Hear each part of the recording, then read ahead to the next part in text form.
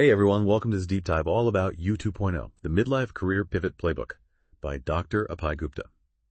Now this deep dive is really for anyone who's feeling like they might be at a career crossroads. Maybe you're thinking, is this all there is? Or you're just kind of yearning for something more meaningful.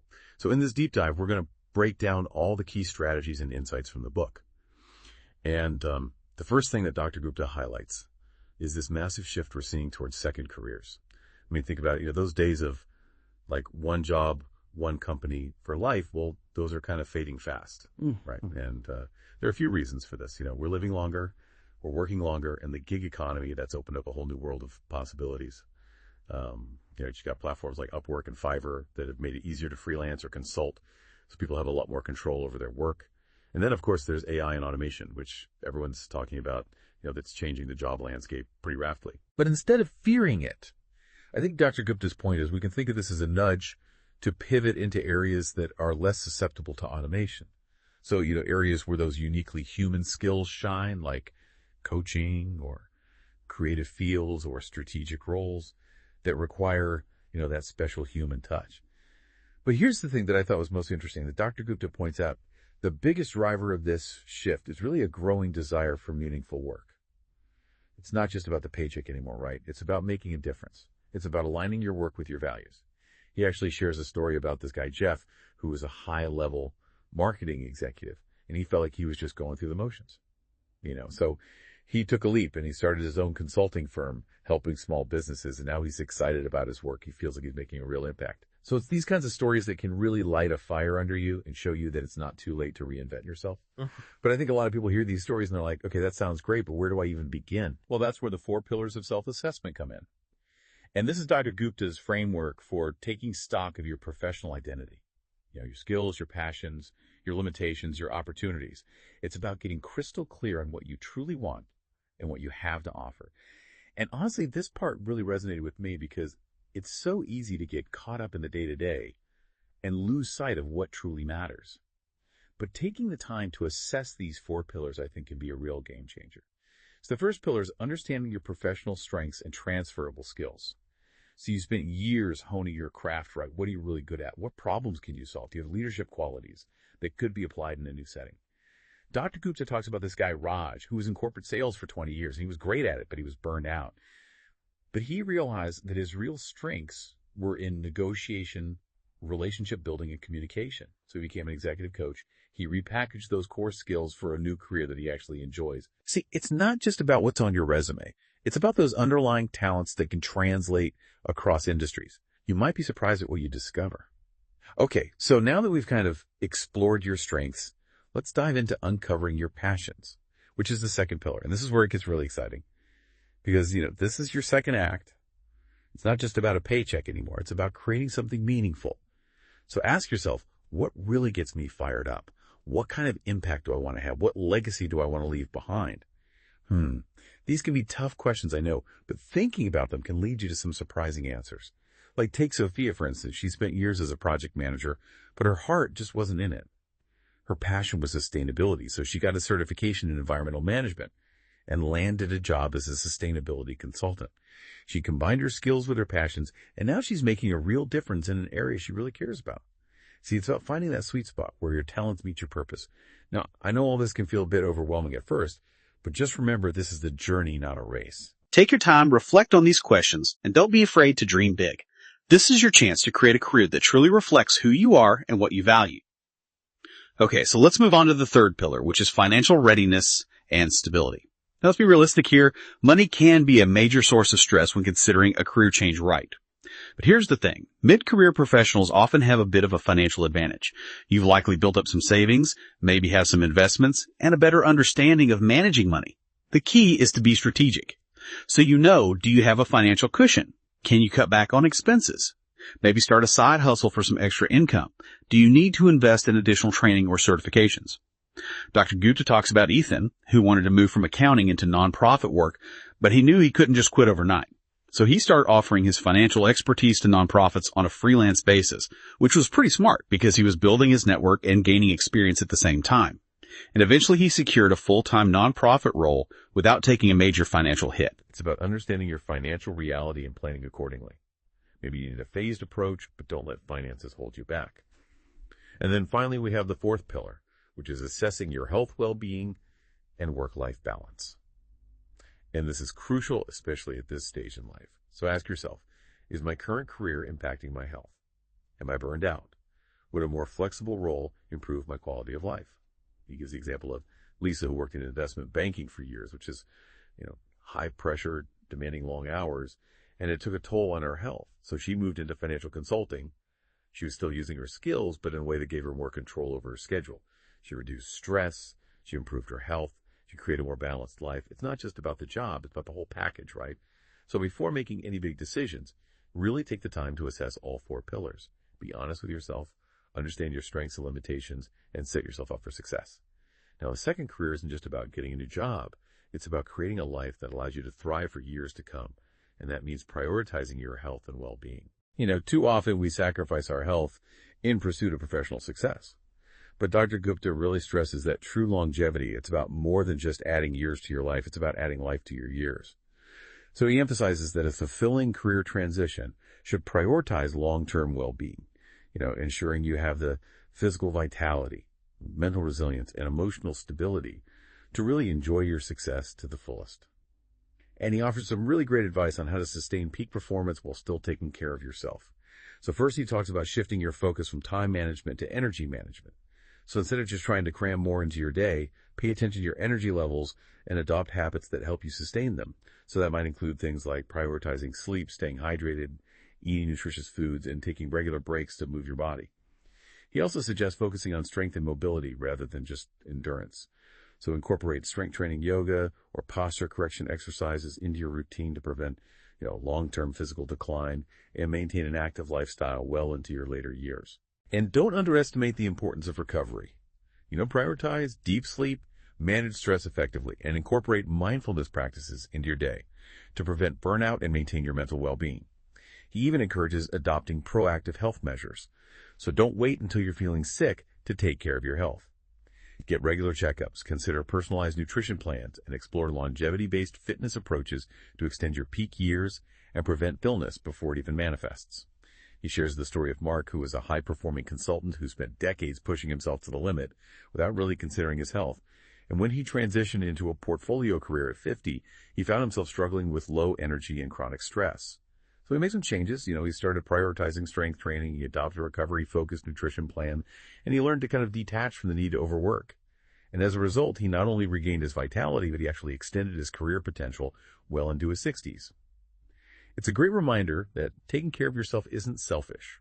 It's essential for long-term success and happiness. And here's something that really resonated with me. Dr. Gupta emphasizes the importance of integrating leisure into your life and not just waiting until retirement to enjoy it.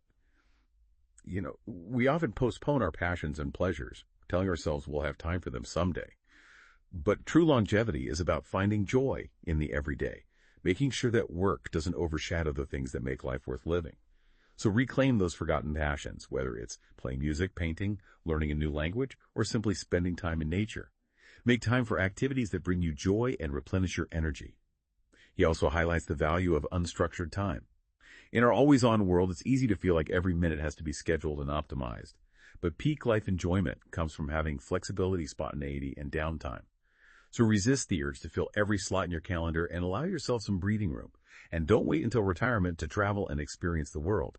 Integrate travel into your working years, whether it's cultural immersion, wellness retreats, adventure sports, or simply visiting new places that spark your curiosity. Travel broadens your perspective, creates lasting memories, and adds richness to your life. He talks about Susan, a former corporate strategist who rarely made time for herself. And after transitioning into independent consulting, she decided to prioritize leisure. So she built travel into her schedule, spending 2 months each year exploring Europe while still maintaining a successful career. The result: less stress, more fulfillment, and a renewed sense of vitality. It's a great example of how you can create a work-life balance that truly supports your well-being. And thankfully, with all the advancements in longevity science, there are more tools than ever to help you invest in your health and extend your peak performance years. Dr. Gupta suggests focusing on metabolic health optimization, which means balancing your blood sugar levels, reducing inflammation, and improving your body's ability to use energy efficiently. He also talks about cognitive longevity, which involves things like brain training, mindfulness practices, and lifelong learning to keep your mind sharp and adaptable. He even discusses stress adaptation and recovery techniques, such as cold therapy, breath work, and personalized supplementation to combat the negative effects of stress and slow down the aging process. And he encourages proactive medical screening, including personalized diagnostics and regenerative treatments, to identify and address any potential health issues early on. Of course, balancing your health and well-being also means making smart choices about how you spend your time and energy. Dr. Gupta suggests using a cost-benefit framework to evaluate different social and professional engagements. For example, attending industry networking events can be great for building connections and opportunities, but they can also be draining. So prioritize high-value engagements that are likely to yield the best return on your investment. Late-night social gatherings can strengthen relationships, but they can also disrupt your sleep and drain your energy. So limit their frequency and prioritize events that truly bring you joy.